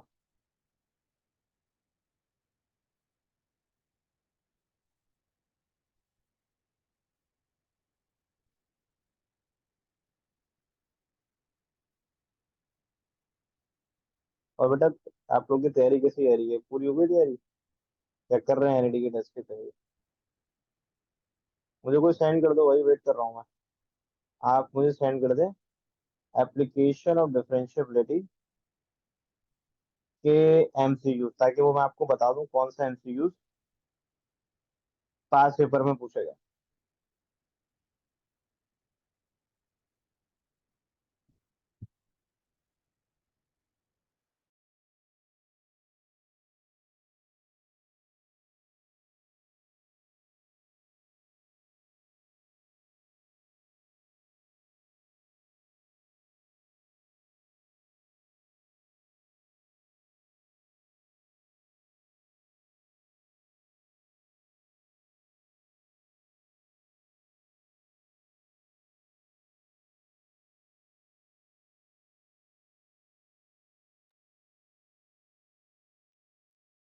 ठीक है बेटा, ये जो सवाल है ना 22, ये सॉल्व करो जरा। कौन कौन से सवाल आएगा टेस्ट के अंदर, मैं आपको बताता हूँ। 22 सॉल्व करें, 23 करें, 24 करें, ये तीनों करें। ये तीनों वर्ड प्रॉब्लम है, बाकी सारे तो आसान है। चलो मैं बताया था 22 ईयर 2021 या 22 को पूछा गया। ओके अब्दुल्ला, बेहतरीन हो गया।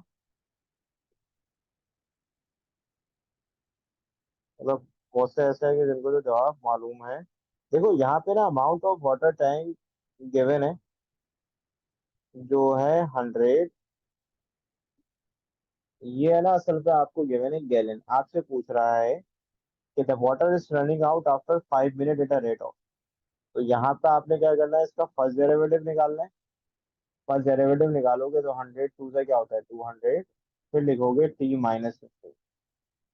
यहाँ पे इसका बेटा जो फर्स्ट डेरिवेटिव होगा टी की जगह आखिर में, क्योंकि आपसे पूछ रहा है टाइम, जो पानी का रेट है विद रिस्पेक्ट टू टाइम निकालोगे, लेकिन वो पूछ रहा है 5 सेकंड में उसका रेट क्या है। तो फिर टाइम की जगह 5 पुट कर देगा। तो आपका जो रेट बन रहा होगा वो क्या बनेगा।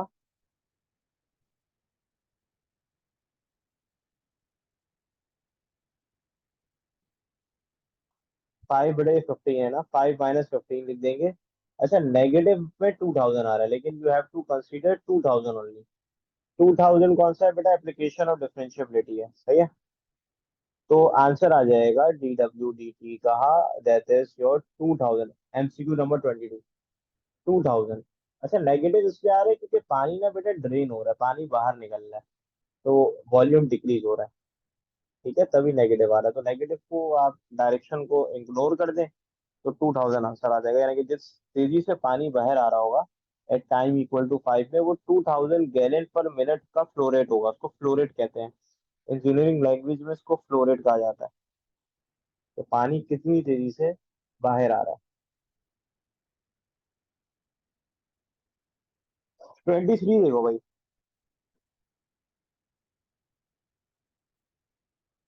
23 पे आप क्या आंसर आएगा बता सकते हो भाई। देखो 23 का मैं आपको बताता हूँ। देखो बेटा 23 पे ना आपको गिवन है एक स्क्वायर।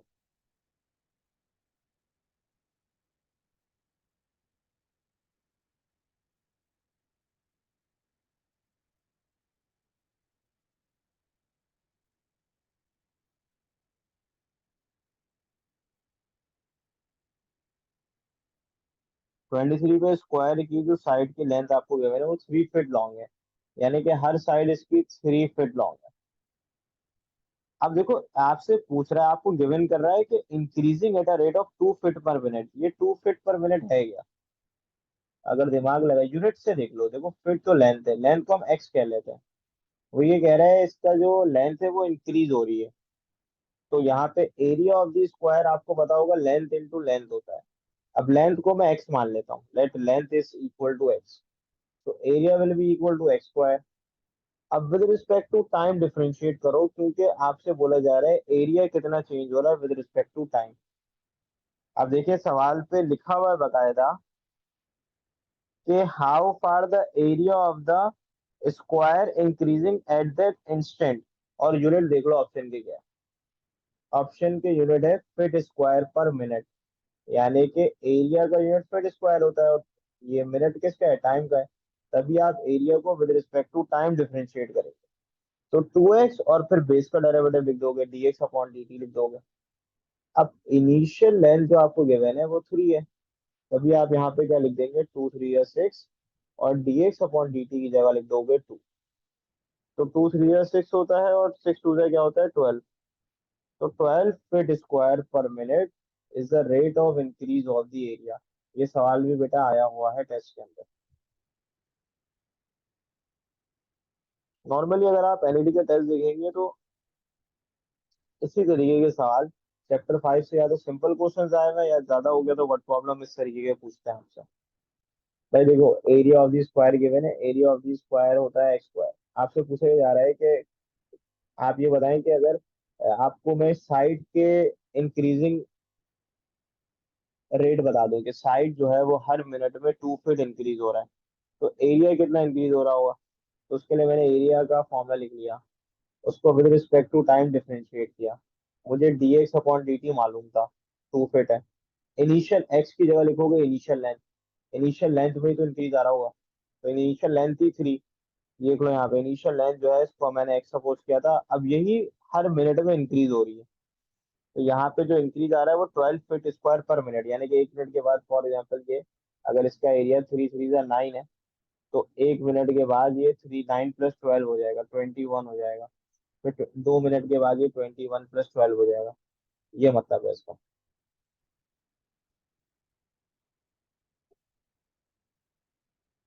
अब 24 खुद करो टाइम, 24 का आंसर बताओ मुझे। 24 में एरिया ऑफ सर्कल यूज कर लेना, 2 पाई आर, जवाब आ जाएगा फिर। बल्कि एरिया ऑफ सर्कल है ना, तो पाई आर स्क्वायर यूज करना, पाई आर स्क्वायर। सेम सवाल है बेटा, एमसीक्यू मुझे बुक में बताए तो है मैंने, एप्लीकेशन ऑफ डेरिवेटिव में बैच 2 पे जाओ।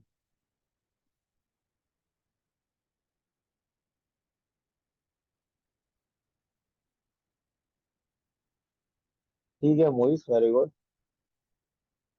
बेटा आप लोग भी जाग गए हैं और सॉल्व करके बताएं।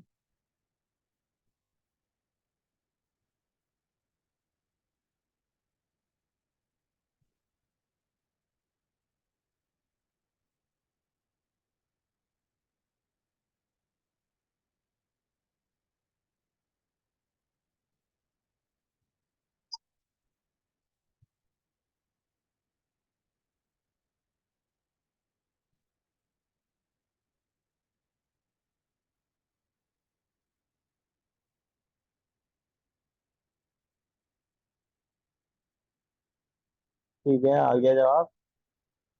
25 सेंटीमीटर, गुड हो गया। देखो भाई, अब यहाँ पे आपके पास,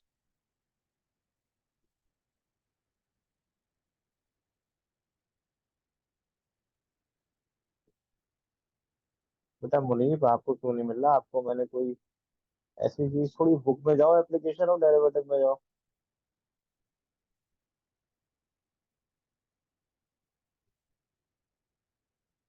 24, देखो 24 जल्दी बता देता हूँ मैं। एरिया ऑफ सर्कल बेटा होता है पाई आर स्क्वायर, सही है। और अगर तुम इसको with respect to time differentiate करोगे, dA/dt, तो ये बराबर हो जाएगा पाई 2r, फिर लिखोगे dr/dt। अब इनिशियल रेडियस तो आपको मालूम है कितना है, 5 है, तो यहाँ पे 5 लिख दोगे। फिर dr/dt लिखना है, तो dr/dt जो है वो आपके पास इंक्रीजिंग रेट कितना है, 2 सेंटीमीटर पर सेकेंड, तो 2 लिख दोगे।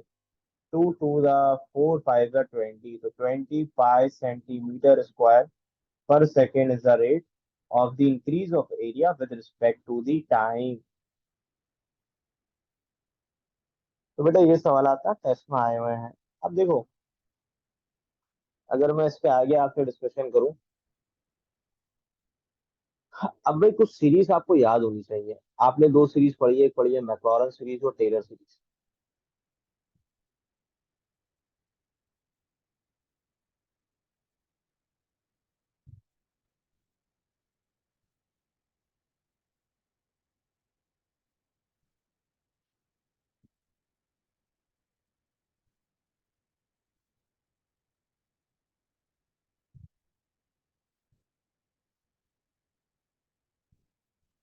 इसके ना कुछ सीरीज या तो आप एक्सपेंड करना आपको आता हो, एक तो ये तरीके का है। दूसरा ये है कि आपको एक ट्रिक बताता हूँ मैं।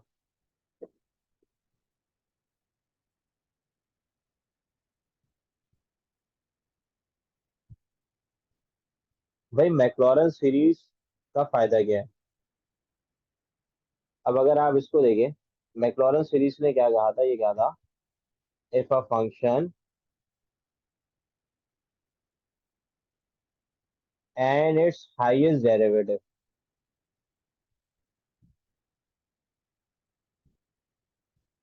And its highest derivative is defined at x = 0, then function can be expressed in the form of polynomial।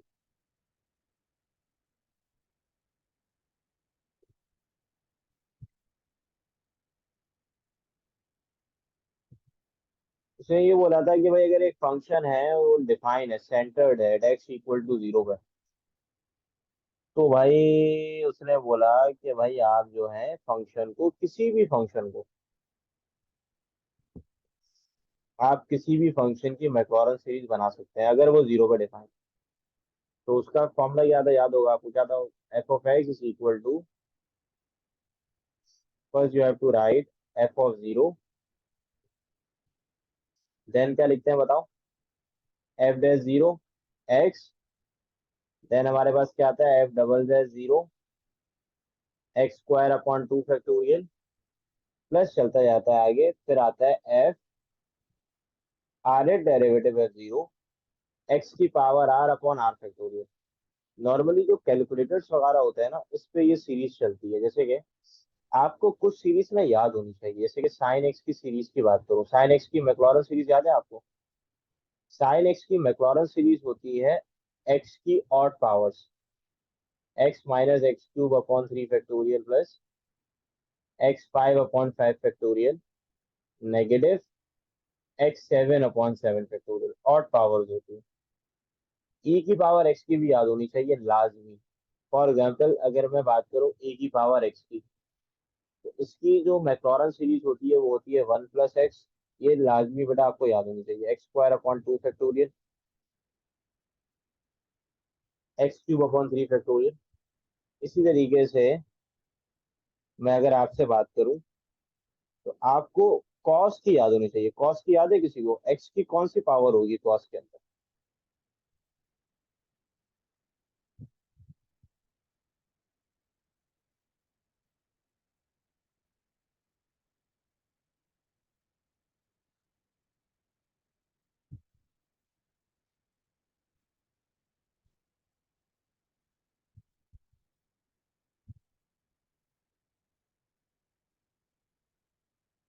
ठीक है, आप बता रहे हैं, यानी कि इसके अंदर जो एक्स की पावर होगी वो एम एन होगी। तो यहाँ पे मैं लिख देता हूँ, देखो यहाँ पे कॉस एक्स के अंदर एक्स की पावर 0 लिखोगे, फिर negative x square upon 2 factorial, फिर लिखोगे एक्स 4 अपॉन 4 फैक्टोरियल, ये चलता जाएगा।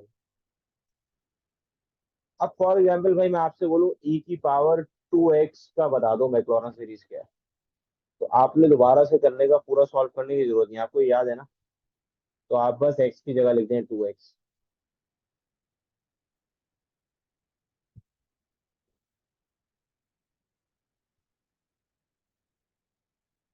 तो इस तरीके के जनरल आपसे पूछे जा सकते हैं कि भाई ई की पावर x की मैक्लॉरन सीरीज बता दो, ई की पावर 2x की मैक्लॉरन सीरीज बता दो। तो नॉर्मली होता ये है कि भाई देखो, ये जो साइन एक्स होता है ना ग्राफ, इसका ग्राफ और इसका ग्राफ, अगर आप एक्स की वैल्यूज को लिखते जाएं तो ये अप्रोक्सीमेटली इसके इक्वल बनते जाते हैं। जैसे कि आपके पास अगर आप वैल्यू निकालना चाहें साइन 0 की, तो वो 0 आता है। यहाँ पे लेफ्ट हैंड साइड में 0 पुट कर दो, राइट हैंड साइड में भी 0, हर जगह 0 ही लिखोगे, तो ये बिल्कुल बराबर होते हैं। e की पावर 2x निकालना है, इसी तरीके से साइन एक्स पता है ना आपको, तो अगर आप साइन 2x निकालना चाहते हैं, तो बेटा x की जगह क्या आ जाएगा? 2x आ जाएगा। देखो मैक्लॉरन सीरीज के बाद टेलर ने भी एक सीरीज बताई, उसने जो सीरीज बताई उसमें ये बताया कि अगर फॉर एग्जाम्पल भाई फंक्शन x इक्वल टू 0 पे डिफाइन नहीं है, उसने बोला कि भाई कोई मसला नहीं है, आप क्या करें, किसी भी एक वैल्यू पे अपने फंक्शन को डिफाइन कर दें। अगर आप किसी भी एक वैल्यू में अपने फंक्शन को डिफाइन करते हैं, तो मैं आपको पोलिनोमियल बना के दे दूंगा। यानी कि उसने मैक्लॉरन के मसले को ही हल किया। उसने मैक्लॉरन के मसले को कैसे हल किया? उसने बोला भाई कोई मसला नहीं है, अगर कोई फंक्शन 0 पे डिफाइन नहीं है, तो टेलर भाई ने क्या बोला? टेलर भाई ने बोला कि देयर इज नो मसला। उसने मसले का हल इस तरीके से निकाला, उसने ये बोला कि इफ अ फंक्शन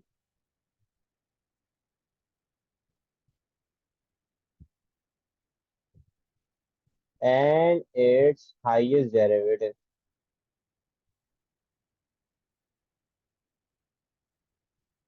वो बोल रहा था किसी भी एक वैल्यू पे डिफाइन कर दो। आप 0 पे डिफाइन नहीं हो रहा ना, तो उसने बोला एक्स इक्वल टू है, किसी भी एक वैल्यू पे डिफाइन कर दो। अगर आप किसी भी एक वैल्यू पे डिफाइन कर देंगे, तो फंक्शन जो है इसको हम एक्सप्रेस कर सकते हैं in the form of the polynomial. और नॉर्मली यही जो सीरीज है ना, ये सारी सीरीज, यही सीरीज आप लोग कोडिंग के जरिए इन सब की सीरीज बना सकते हैं। यानी कि अगर किसी को कैलकुलेटर बनाना हो और साइन एक्स ई की पावर एक्स और कॉस एक्स की वैल्यूज निकालनी हो, तो कैलकुलेटर में यही फॉर्मूला फीड होता है। ठीक है, क्योंकि देखो यहाँ पे पैटर्न चल रहा है, तो लूप लगाओगे ना अगर, तो ये पैटर्न के जरिए आप ये बना सकते हैं। किसी में ऑड पावर है, किसी में इवन पावर है, किसी में कंसेक्यूटिव पावर है।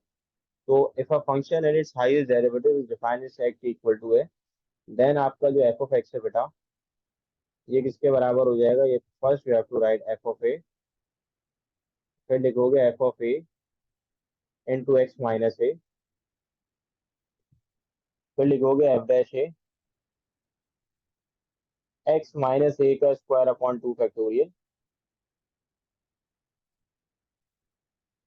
एफ डबल डैश ए,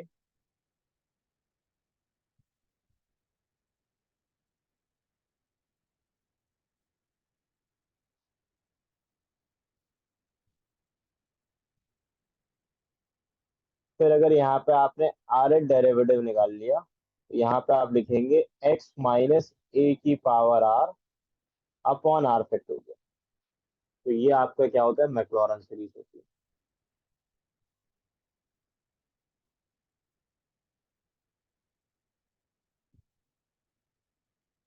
नॉर्मली एमसीक्यूज में अगर आप नस वगैरह में जाएंगे ना, तो इसी तरीके के एमसीक्यूज आते हैं कि आपको इसकी सीरीज जो है वो मालूम होनी चाहिए लाजमी। एल एन एक्स की भी लिख लो साथ साथ। एल एन एक्स भी कॉमन फंक्शन है, ई की पावर एक्स का इनवर्स है। तो अगर एल एन एक्स लिखते हैं हम लोग, तो यहाँ पे हमारे पास सबसे पहले we have to write out,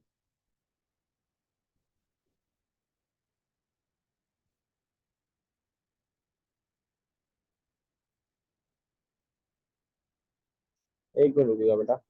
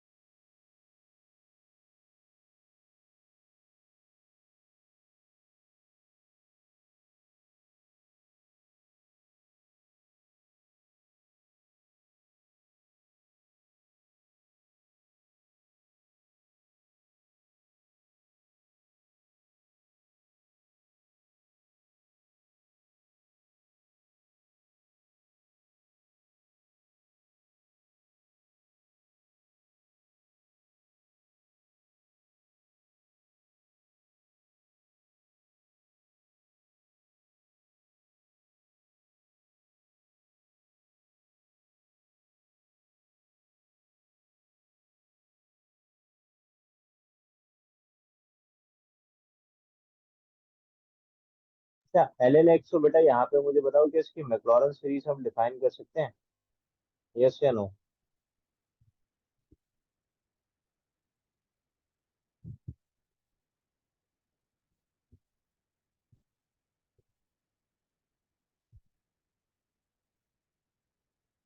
ठीक है, वजह यह है कि एल एन जीरो अगर निकालोगे तो एल एन जीरो तो इन्फिनिटी होता है, तो इसकी मैक्लॉरेन सीरीज हम नहीं लगा सकते हैं। ओके, तो ये बात याद रखिएगा, कुछ फंक्शन जो कि जीरो पे डिफाइन नहीं होते, तो उसके अंदर हम उसकी मैक्लॉरेन सीरीज अप्लाई नहीं कर सकते। बट ऑलमोस्ट यहाँ पे डेरिवेटिव मैंने अच्छा खासा आपको पढ़ा दिया है। अब इसके अंदर कुछ चीजें रहती हैं, जैसे कि इंक्रीजिंग डिक्रीजिंग फंक्शन हो गया, इंक्रीजिंग डिक्रीजिंग फंक्शन के अलावा आपका मैक्सिमम मिनिमा हो गया, और हाइपरबोलिक फंक्शंस हो गए। ये 3 से 4 टॉपिक्स है। मैं एक काम ये करता हूँ कि आपको ये सारा काम तो प्रोवाइड कर देता हूँ अभी, इसको आप लोग बहरहाल लिख लें, और इसके जो सोल्यूशन वीडियोस है वो भी आपको दे देता हूँ। ठीक है, और तो फिर ये है कि इंशाल्लाह नेक्स्ट क्लास में जो हम कंडक्ट कर रहे होंगे मुझसे पूछ लेना, पास्ट पेपर्स के एमसीक्यूज को सॉल्व करना, जो मुश्किल हो वो फिर आप जो है वो।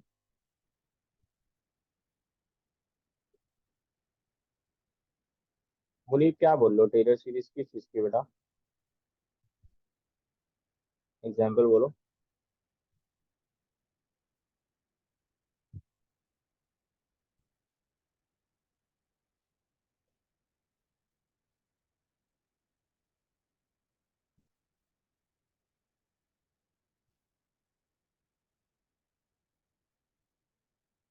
टेलर सीरीज में बेटा सिंपली ये है कि फॉर्मूला ही याद रखो, नॉर्मली एक्सपेंशन के लिए नहीं आ रहा होगा। अगर आएगा तो आपने पूरा वैसे ही एक्सपेंड करना है जैसे कि इंटर के अंदर कराया। उसमें कोई बहरहाल इतनी ट्रिक है नहीं। ठीक है, ये पूरा फॉर्मूला ही आपने अप्लाई करना होगा।